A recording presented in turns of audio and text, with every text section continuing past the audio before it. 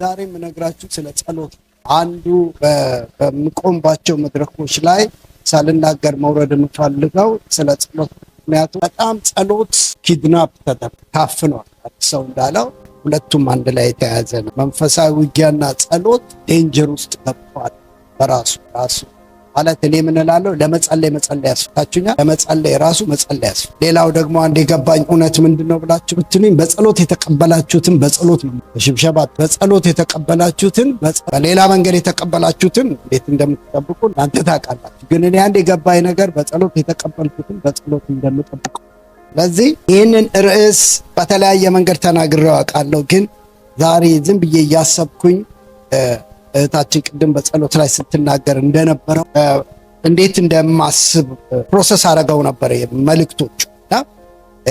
መቼም ታላላቅ ተግዳሮቶች፣ ታላላቅ አስቸጋሪ ነገሮች ከግል ህይወት ጀምሮ በቤተሰብ ደረጃ፣ በቤተክርስቲያን ደረጃ፣ በሀገር ደረጃ የሚገጥሙን ጊዜያቶች አሉ። መቼም መጽሐፍ ቅዱስ የሰው ታሪክም አይደል? እግዚአብሔር ድምፁን እግዚአብሔር ሐሳቡን ፈቃዱን ሲገልጥ በሰዎች ታሪክ ውስጥ መጽሐፍ ቅዱስ አንዱ የሰው ታሪክ፣ የነገስታት ታሪክ፣ የህዝብ ታሪክ ነው፣ የሀገር ታሪክ ነው፣ የሰዎች ታሪክ ነው። ግን በነዛ ታሪክ ውስጥ እግዚአብሔር እንዴት አድርጎ ራሱን ፕሬዘንት እንዳደረገ፣ እግዚአብሔር እንዴት ራሱን ለሰዎች እንደገለጠ የሚያሳይበት ታሪክ ስለሆነ ነው። ስለዚህ ቀጥታ ወደዚህ ወደ እግዚአብሔር ቃል ልውሰዳችሁ። አሁን ሐዋርያት ሥራ ምዕራፍ 12 ነው የምናየው። ከቁጥር 1 ጀምሮ ያለው ይሄ መደበኛውን ትርጉም ነው እኔ የማነባው ያለው። በዚያም ዘመን ንጉሥ ሄሮድስ አንዳንድ የቤተክርስቲያን አባላትን እያሳደደ ያስጨንቅ ነበረ። የዮሐንስንም ወንድም ያዕቆብን በሰይፍ አስገደለ። ይህም አድራጎቱ አይሁድን ደስ እንዳሰኛቸው ባየ ጊዜ ጴጥሮስን ደግሞ አስያዘው። ይህም የሆነው በቂጣ በዓል ሰሞን ነበረ።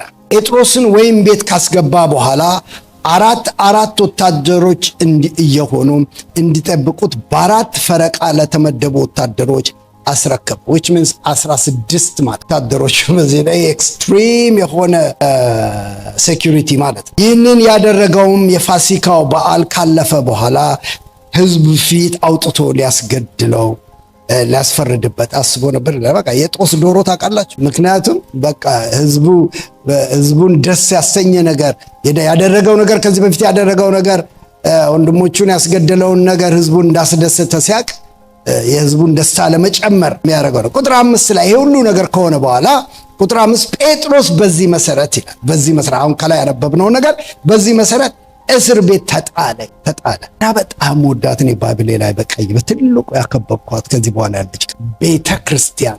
ግን ቤተክርስቲያን አብራ አልታሰረችም፣ አልተኛችም፣ አላንቀላፋችም። እየሰማችሁ ነው? የሆነ በቃ አዚም አልወደቀባትም። ቤተክርስቲያን ግን ካለ ሁሌ አፍራሽ ቤተክርስቲያን ግን አያችሁ። አሁን እንግዲህ እያንዳንዳችን ራሳችን ማሰብ አለብን። እነዚህ አይነት ድባቦች ሲመጡ እኔ ግን መጽሐፍ ቅዱስ ቤተክርስቲያን ግን እንደሚል እኔ ግን የሚል መጽሐፍ ቅዱስ ውስጥ ብዙ ሐሳቦች ኢዮብ እኔ ግን ወደ አምላኬ ለምን ነበር ይላል። እኔ ግን ራሳችሁን እኔ ግን ብላችሁ ከአንድ ድባብ ውስጥ ማውጣት አለ። ሃሌሉያ አሜን። አንዳንድ ነገሮች ዝብርቅርቅ ባለበት ጉባኤና ወይም ደግሞ ሁኔታ ውስጥ ሰፈር ውስጥ እኔ ግን ብላችሁ ራሳችሁን ማውጣት አለ እና እዚህ ጋር ቤተክርስቲያን ግን ይላል። እቺን ቤተክርስቲያን ወዳታለሁ። ስለሷ ቤተክርስቲያን ነው የምሰብከው። እንግዲህ ያቺ ቤተክርስቲያን እቺ ቤተክርስቲያን ነው። አሜን። አስተራችሁ በደንብ ነው አሜን የሚለው እናንተ አሜን ብትብሽ። እዛ ቤተክርስቲያን ግን ስለ እርሱ አጥብቃ ወደ እግዚአብሔር ትጸልይ ነበር። እቺ ቤተክርስቲያን አጥብቃ በመጸለይ ታምናለች። አታምኑም እናንተ? አጥብቆ በመጸለይ እመኑ። በግለሰብ ደረጃ የተለያዩ ድባቦች፣ የተለያዩ ችግሮች፣ የተለያዩ ከበባዎች፣ የተለያዩ ጨለማዎች እንደ ሰው ማንም ሰው እንደሚያልፈው እናልፋለን።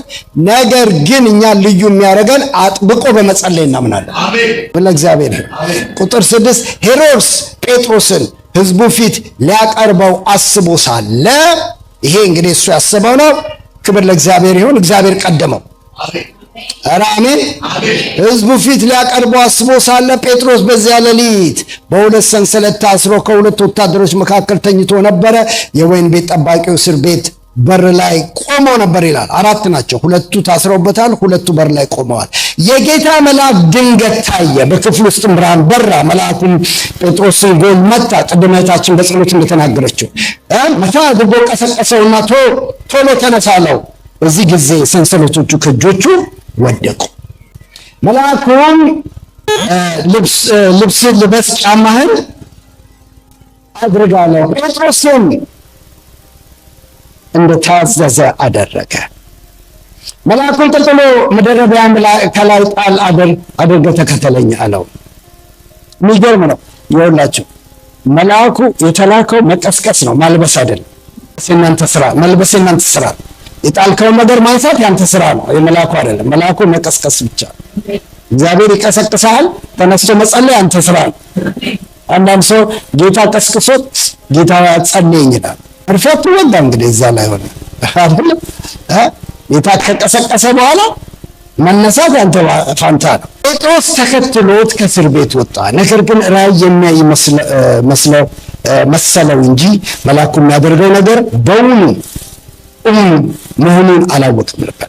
የመጀመሪያውና ሁለተኛውን ዘብ አልፈው ወደ ከተማይቱ በሚወስደው መንገድ ወዳለው የብረት መዝጊያ ዘንድ ደረሱ። መዝጊያውም ራሱ አውቆ ተከፈተላቸው። እነሱም ወጥተው ሄዱ።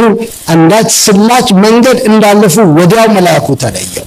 ቁጥር 11 በጣም ወደዋለሁ። ጴጥሮስን ሲረጋጋ ጌታ መልአኩን ልኮ ከሄሮድስ እጅና አይሁድ ካሰቡብኝ ሁሉ እንዳወጣኝ አሁን ያለ ጥርጥር አውቄአለሁ አለ። ይህን ከተረዳ በኋላ ብዙ ሰዎች ተሰብስበው በአንድነት ወደሚጸልዩበት ማርቆስ ወደተባለው ወደ ዮሐንስ እናት ወደ ማርያም ቤት ሄደ። በጣም ከሚገርመኝ ነገር በምን አውቆ ሄደ? እንደሚጸልይለት ምን አውቆ ነው የሄደው? አውቀዩ ምን ማለት ነው? ከዛም ደርሶ የውጭውን በር ባንኳኳ ጊዜ ሮዳ የተባለች አንዲት የቤት ሰራተኛ ማን እንደሆነ ለማጣራት ወደ በሩ ሄደች። ነገር ልንገራቸው፣ መጽሐፍ ቅዱስ ሮዳን ይወዳታል። ብዙ ሰዎች መጽሐፍ ቅዱስ ላይ አንዳንድ ታሪክ ሰርተው ስማቸውን አይነግረንም። they were not important ማለት ነው። እቺ ሴት ግን በጣም ኢምፖርታንት ናት ለዚህ ታሪክ። የቤት ሰራተኛ ናት፣ ሮዴ ብሎ ስሟን ነግሮናል። እቺ ሴት very important ሰው ናት። ለምን እንደሆነ እናያለን አብረን። የውጭውን በር ባንኳኳ ጊዜ ሮዳ የተባለች አንዲት የቤት ሰራተኛ ማን እንደሆነ ለማጣራት ወደ በሩ ሄደች። የጴጥሮስን ድምፅ መሆኑን ባወቀች ጊዜ በጣም ከመደሰቷ የተነሳ በሩን ሳትከፍት ሮጣ በመመለስ ጴጥሮስ በር ላይ ቆሞ እንደሚገኝ ተናገረች። ሰዎቹም አብደሻል እንዲህ አሏት። እሷ ግን ይህንኑ ደጋግማ በነገረቻቸው ጊዜ እንግዲያስ የእርሱ መልአክ ነው አሉ። በር መክፈት አይቀልም እንዴ? ጭቅጭቁ ምንድን ነው? ቁጥር 16 ጴጥሮስ ግን በር ማንኳኳቱን ቀጠለ።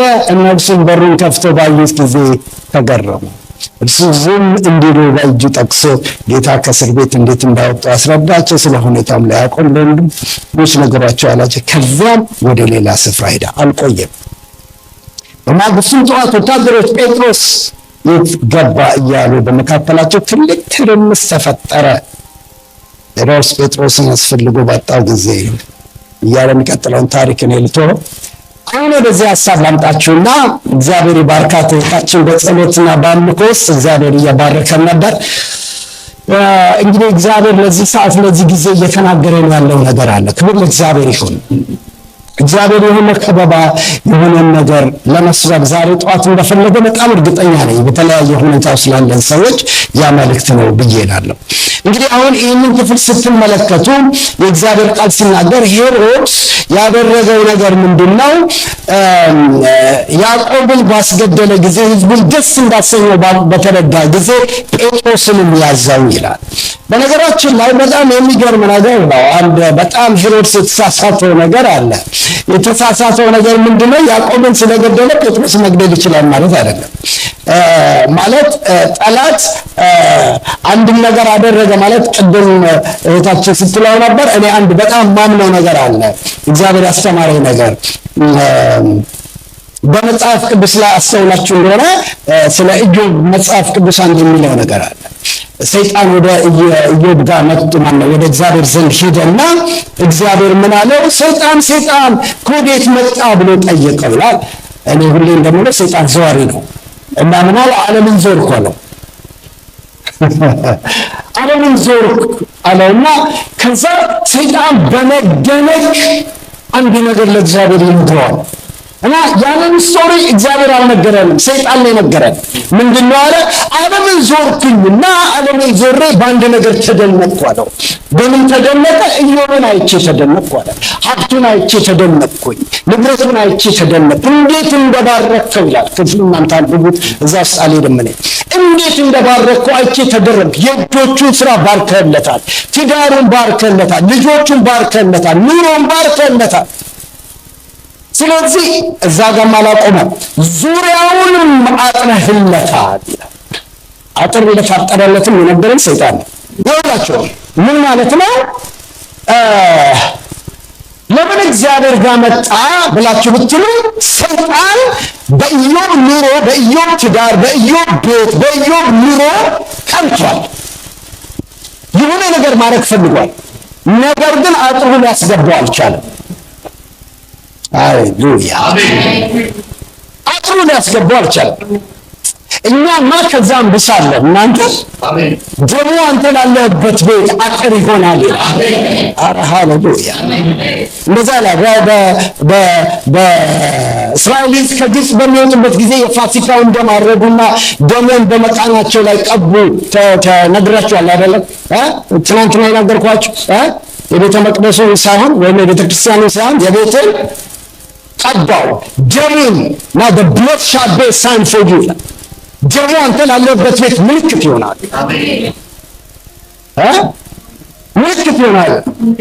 አገሮት ያለን ድሮ በደርግ ዘመን ያው ስለማላውቅ ነው። አንድ እኔ የማውቃቸው ፋሚሊ ያለ ቤቷ በር ላይ የዩኤን ሰራተኛ ነው እና በጣም ፖዚሽን ያላት ሴት ናት። ቤቷ በር ላይ ቀበሌ እንደፈለገ ሰው እንዳይ ተለጥፎበታል በሩ ላይ። በጣም ሁሉ ጊዜ በቃ ልጅ ሊገርመኝ ነበር። የዩኤን ሰራተኛ እንደሆነች ያ ቤቱ ዝም ብሎ ዘው ማለት እንደማይቻል በጣም ይገርማል። አገር ቤት ያለው ሌላ አንድ ታሪክ ማስታውሰው ስም አልጠራም። አንድ በጣም ትልቅ ጀነራል በዛ ዘመን የነበሩ በጣም ፖፑላር ስም ያላቸው ትልቅ ጀነራል የሳቸው ልጅ ትምህርት ቤት ጓደኛ ነበር እና አፈሳ ነበር በዛ ዘመን። ትዝ የሚላችሁ ካላችሁ ዶራንቲ ብርና ምናምን የሚባል አፈሳ። ከዛ አፈሳ ተርፈን ዛሬ የምንሰብከው እግዚአብሔር ይባረክ። ስንት አፈሳ ልኛለ መሰላችሁ። እና ሁሉ ጊዜ ይሄ ጓደኛዬ ቢዝነስ ካርድ አለው። ሁሉ ጊዜ ይገርመኛል። ቢዝነስ ካርድ አለ ተማሪዎች ነው እኮ ጋር እና ቢዝነስ ካርድ ላይ ምን ይላል? ስሙ ተጽፎ የጀነራል እከሌ ልጅ ይላል። የጀነራል እከሌ ልጅ ነው። ማንኛውም ግርግር ቦታ ላይ ከእሱ ጋር አልጠፋም። ያቺው ቢዝነስ ካርድ ተማምኜ ነው የምወጣው አብሬ ስለምወጣ። ሰው በዚህ እንኳን ተማምኖ ይኖራል። እናንተ በዚህ እንኳን ተማምኖ ይኖራል። የሰማችሁ ነው። ደምና የክርስቶስ ኢየሱስ ደም በእኔና በእናንተ ቤት፣ በእኔና በእናንተ ትዳር፣ በእኔና በእናንተ ኑሮ ላይ የተቀመጠው ያ ደም አላባባው ማሳካራስ። ሰይጣን ኢዮብ ቤት መግባት ስላልቻለ ነው ወደ እግዚአብሔር ጋር መጥቶ ይህንን ስቶሪ ነገረን። አጥረህለታል። እንዴት አመስግኑት፣ እንዴት አያክብሩት፣ እንዴት አይዘመር? ኢዮብ ያልዘመር ማን ይዘመር? የእጁ ስራ ተባርኮ፣ ትዳሩ ተባርኮ፣ ልጆቹ ተባርኮ ቤቱን አጥረህለታል። ይህን የምልበት አንድ ምክንያት ስላለ ነው። ታዲያ እግዚአብሔርና ኢዮብ ተነጋገሩና ኢዮብ ምን አለ? ማነው ሰይጣን ምን አለ? ኢዮብና እግዚአብሔር ሳይሆን ሰይጣንና እግዚአብሔር ተነጋገሩና ሰይጣን ምን አለ? እስቲ ልሻወር፣ እጅን ዘርጋና ወደ ቤቱ ግባ፣ እጅን ዘርጋና ይህንን ንካ እምነቱን ይጠብቅ እንደሆነ፣ ፍጹምነቱን ይጠብቅ እንደሆነ፣ ምስጋናውን ይጠብቅ እንደሆነ እግዚአብሔር ፈቀደለት። በአንድ ቃል ወደ መልእክት ወደዚህኛው ልምጣ። ሰይጣን ኢዮብ ቤት የገባው አጥር ስለፈረሰ ሳይሆን ስለተፈቀደለት። የሰማ ሰው አሜን ይበል። ወደ ህይወት ወደ ኑሮ ወደ ነገር የተዘረጋ የጠላት ነገር ካለ አጥር ስለፈረሰ ሳይሆን ስለተፈቀደለት ነው። ከተፈቀደለት በላይ ባንተና ባንቺ ላይ ምንም ኃይል የለውም። ምንም ኃይል የለውም። ምንም ኃይል የለውም። ጌታችን ኢየሱስ ክርስቶስ ጲላጦስ ፊት ሲቆም ምን አለው? ከላይ ባይሰጥህ ኖሮ በሌላ ምንም ስልጣን ባልኖርህ ነበር። ምንም የለህም ማለት ምንም ፓወር የለህም ነበር ይላል። ስለዚህ ዛሬ አንድ ነገር ልንገራችሁ። ሄሮድስ እዚህ ጋር የተሳሳተው ጴጥሮስን አስሮ ሊገለው አሰበ የሚለው ጴጥሮስ ጌታ ገና በመጀመሪያው ዘመን እንዴት እንደሚሞት ነግሮታል። ወደ ውስጥ ገብቼ ልንገራችሁ እዛ ጋር ከመድረሴ በፊት ለምን ይመስላችኋል ጴጥሮስ እስር ቤት ውስጥ ገብቶ ወንድሙ እንደተገደለ አውቆ ነገ እሱ ሊገደል እንዳወቀ ድብን ያለ እንቅልፍ የተኛው? ምን አሰኛው? ምንም የተወጋው ነገር የለም። ነገር ግን አንድ ነገር ያውቃል። ያሰረህና የያዘ ነገር ሁሉ አይገልህም። አቅም የለውም፣ አልተፈቀደለትም።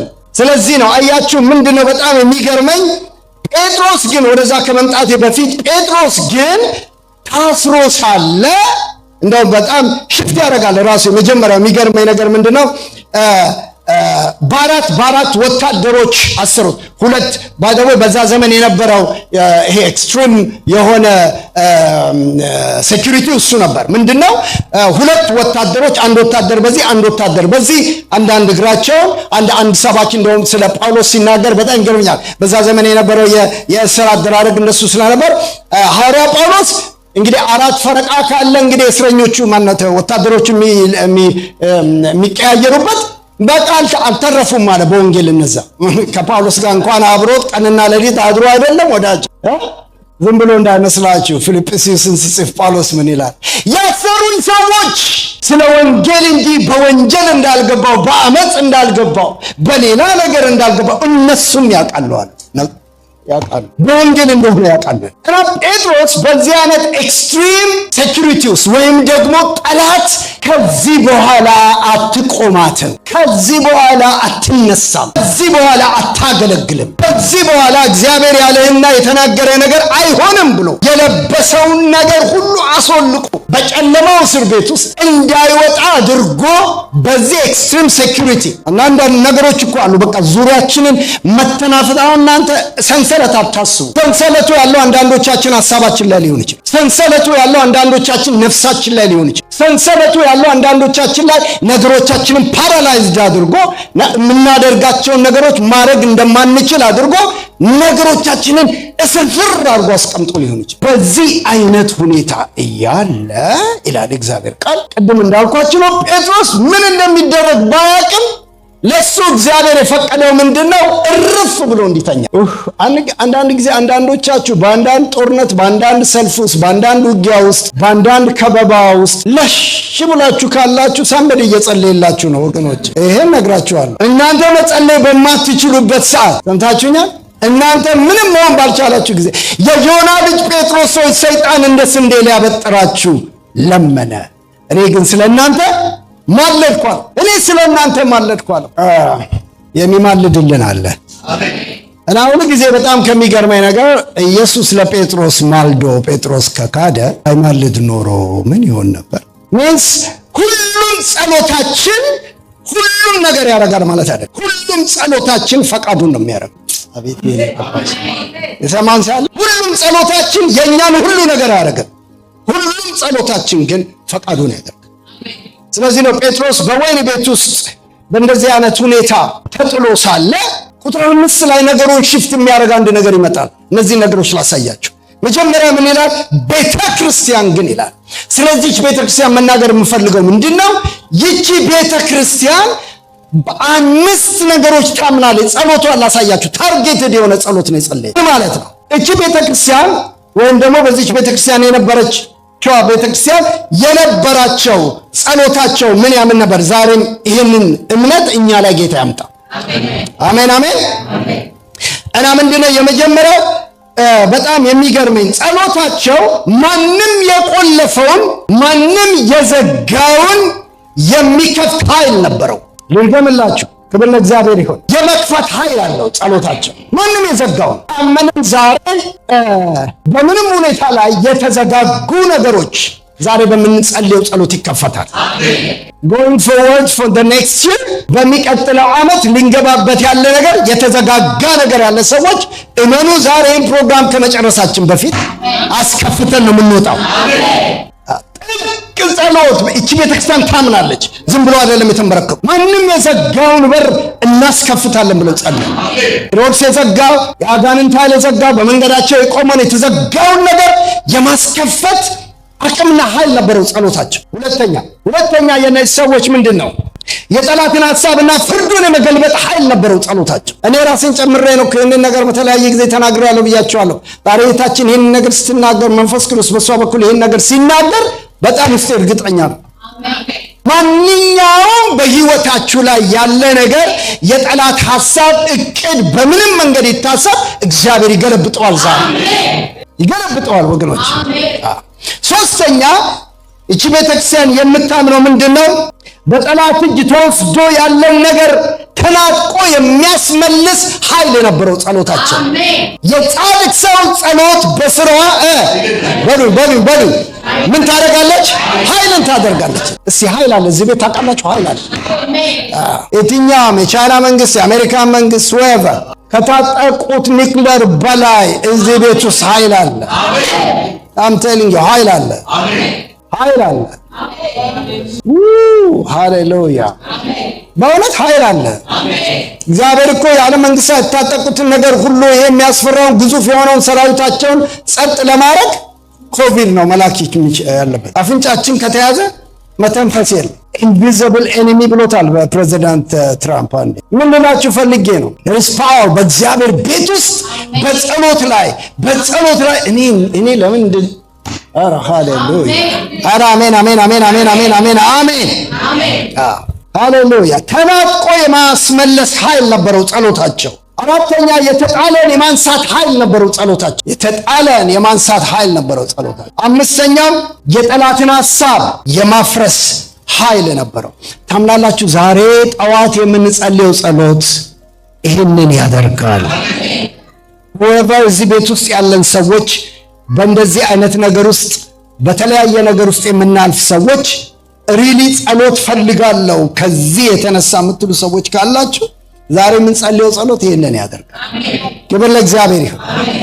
እና እቺ ቤተ ክርስቲያን እንዳልኳችሁ የመክፈት ኃይል አለው ጸሎታቸው፣ የመገልበጥ ኃይል አለው ጸሎታቸው፣ ተናጥቆ የማስመለስ ኃይል አለው ጸሎታቸው፣ የተጣለን ማንሳት ኃይል አለው ጸሎታቸው፣ የጠላትን እቅድና ሐሳብ የማፍረስ ኃይል አለው ጸሎታቸው። ስለዚህም አጥብቀው ምን ያደርጉ ነበር? በሉት እንደገና ይጸልዩ ነበር። አጥብቀው ዝም ብሎ መጸለይ ያለ አጥብቀው ይጸልዩ ነበር። አጥብቀው ይጸልዩ ነበር። ነገሩ እስኪሆን ድረስ ይጸልዩ፣ እስኪፈጸም ድረስ ይጸልዩ ነበር። በዚህ ሁኔታ እያሉ የእግዚአብሔር ቃል ሲናገር ጸሎታቸው የሆነ ነገር ዲስፓች አረገ። ምናልባት ማታ ላይ ተወሰነ ነገር ስለዚህ ነገር አነሳል እና ይሄ ዲስፓች ያደረገው የነሱ ጸሎት ምንድነው? የሆነ ኤንጀሊክ ቪዚቴሽን ለቀቀ። ይሄ መልአክ ለምዷል፣ አንድ ነገር ለምዷል። ጴጥሮስን ኤክስትሪም የሆነ እስር ውስጥ ሄሮድስ ሊከተው የፈለገው ሐዋርያ ምዕራፍ 5 አካባቢ ወደ ቁጥር 19 አካባቢ ነው መሰለኝ። ሐዋርያት አንድ ጊዜ ያገለገሉ ባስቸገሯቸው ጊዜ ፈሪሳውያን ወስደው በስር ጣሏቸው የሚል ቃል አለ። እዛም መልአኩ መጥቶ አወጣቸውና ወጥተው በሰገነት ሁሉ እንዲሰብኩ አዘዛቸው ይላል። እና ተለምዷል። እነዛ ያስራሉ፣ እግዚአብሔር ያስፈታል። ሃሌሉያ! ስንቅ አይልክም፣ እግዚአብሔር ያስፈታል። ስለዚህ አሁን ይህንን ነገር ሄሮድስ ስለሚያውቅ በጣም ኤክስትሪም የሆነ ነገር ምን ማለት ነው? ይኸውላችሁ አንዳንድ ጊዜ አንዱ ጦርነት፣ አንዱ ሰልፍ፣ አንዱ ውጊያ የሚያበቃ የሚመስለን ከሆነ በአንዱ ጦርነትና ውጊያ ዛሬ የምታልፉበት ጦርነት ውጊያ ላይ ኃይልና ድል ሲሆንላችሁ ሰይጣን በቃ ብሎ አይመለስም። እንደገና ተጠናክሮ ነው የሚመጣው። በሌላ ሰልፍ ነው የሚመጣው። በተጠናከረ ኃይል ነው የሚመጣው። ግን አሁንም መጽሐፍ ቅዱስ ቤተክርስቲያን አጥብቃ ትጸልይ። ሃሌሉያ! አሜን አሜን አሜን። ከዚህ በኋላ ክስተቶች ላውራ ትንሽ በጣም የሚባርከኝ ምንድነው የሆነው? ቤተክርስቲያን አብዝታ አጥብቃ በምትጸልይበት ጊዜ የእግዚአብሔር ቃል ምን ብሎ ይናገራል? ከዚህ ጸሎት የተነሳ ሄሮድ ቁጥር 6 ይውልኝ ሄሮድስ ጴጥሮስን ሕዝቡን ፊት ሊያቀርበው አስቦ ሳለ ጴጥሮስ በዚያ ሌሊት በሁለት ሰንሰለት ታስሮ ከሁለት ወታደሮች መካከል ተኝቶ ነበር። የወይን ቤት ጠባቂ እስር ቤቱ በር ላይ ቆሞ ነበር ይላል። በጣም ሁሉም ነገር ሬዲ ነው። ቁጥር 7 የጌታ መልአክ ድንገት ታየ ይላል። ሃሌሉያ አሜን። ድንገት ምን አለ ይላል? ታየ ይላል። ያ ጸሎት ከሚያመጣው አንድ ነገር ምንድነው? ድንገት የሚሆን ነገር አለ። አሜን ሃሌሉያ።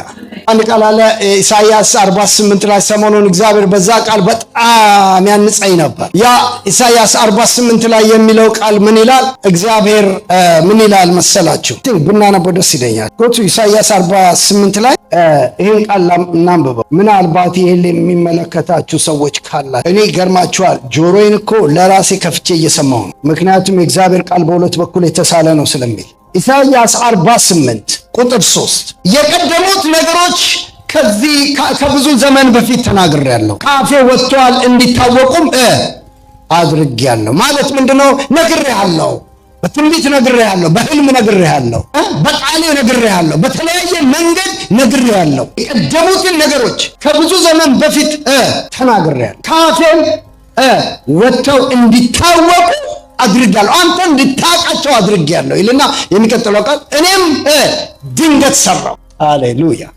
እነርሱም ምን ሆኑ ይላል?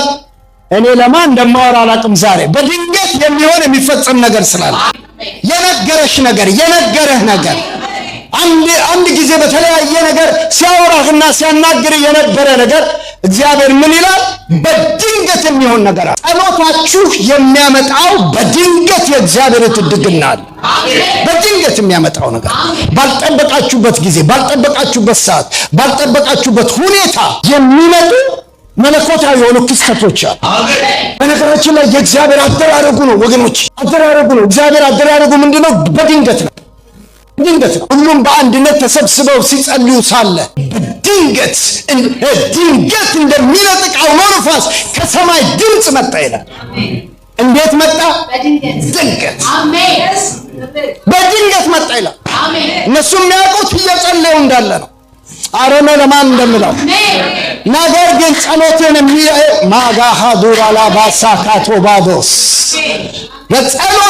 በጸሎትሽ ላይ በጥበቃና በጥበቃሽ ላይ አዲስ የሆነ ያልተጠበቀ ከሰማይ የሆነ ከምድር ያልሆነ በድንገት ከሰማይ ድምፅ መጣ። ተሰብስበውበት የነበረውን ክፍል ሁሉ ሞላው። ማይ ጋድ ኢየሱስ ጌታ ነው። የእግዚአብሔር ቃል ሲናገር ነፍሴ በድንገት በከበረ ሰረገላ ላይ አስቀመጠችኝ ነው። በድንገት በቃ እኔ ለምን እንደማለው አላውቅም። በድንገት የሚያገኝሽ ነገር አለ። አንዳንዱ ነገር ራሴን ሰብስቤ ማውራው ምንድነው ማታ ማውራው እንዳልቀላቅልባችሁ ብዬ ነው። ግን በድንገት ዛሬ ድንገተኛ ነገር የሚያገኘው ሰው አለ። ድንገተኛው ነገር ግን ላንተ ነው እንጂ ድንገት እግዚአብሔር ቀድሞ የነገረህ ነገር ቀድሞ የተናገረውን ነገር እግዚአብሔር ከዘመናት በፊት የነገረህን ነገር እግዚአብሔር በድንገት የሚሰራ አምላክ በድንገት የሚሰራ ይኸውላችሁ ይሄ ሰውዬ ጴጥሮስ ጴጥሮስ እንዴት እንደሚሞት ቢያቅም እግዚአብሔር ያን ምሕረት አድርጎለት በወይን ቤት ውስጥ ጸጋ ወርዶለት መተኛት ቢሆንለትም በዛ እንቅልፍ ውስጥ እያለ በድንገት የጌታ መልአክ የታየ በእስር ቤት ውስጥ ታየ። ምንም አይነት አንተ ጋር እንዳይደርስ የተጠበቀ የጠላት ጥበቃ። የሚገርም ነው።